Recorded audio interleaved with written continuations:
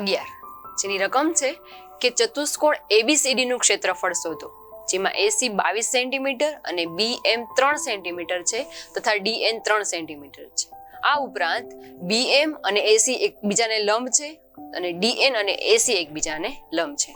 આકૃતિમાં જોઈએ કે આખો ચતુષ્કોણ ABCD આપેલો છે, જેમાં ઉપરનું ચતુષ્કોણ છે એટલે કે ઉપરનો જે ત્રિકોણ બને છે તેમાં A, B અને C ભાગ છે.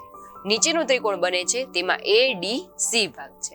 તો વારાફરતી ઉપરનું ત્રિકોણ અને નીચેના ત્રિકોણનું ક્ષેત્રફળ શોધીશું અને ત્યારબાદ બંનેનો સરવાળો કરીશું.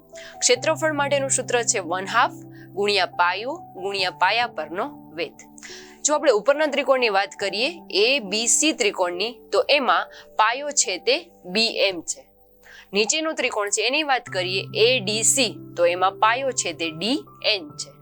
તો વારાફરતી પહેલો ત્રિકોણ છે તેની વાત કરીએ. અહીંયા લખીએ કે ચતુષ્કોણ ABCD માં બે ત્રિકોણ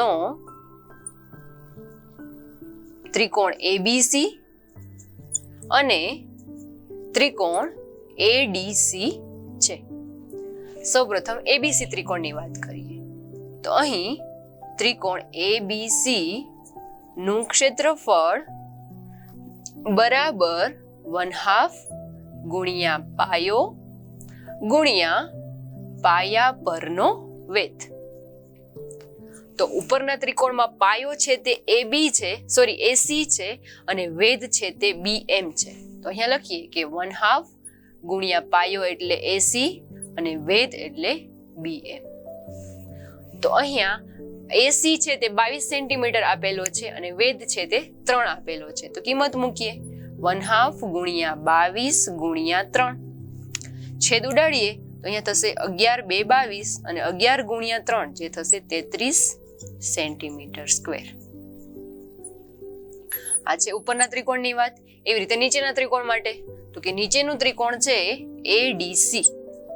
તો ADC નું ક્ષેત્રફળ બરાબર 1/2 ગુણ્યા પાયો ગુણ્યા પાયા પરનો વેધ. નીચેના ત્રિકોણ માટે પાયો છે તે as it is ઉપરનો હતો એ જ AC છે અને વેધ છે તે DN છે. તો અહીંયા લખીએ કે 1/2 ગુણ્યા AC ગુણ્યા DN. અહીંયા પણ AC ની કિંમત 22 છે અને DN ની કિંમત 3 છે. એટલે કે 1/2 ગુણ્યા 22 ગુણ્યા 3.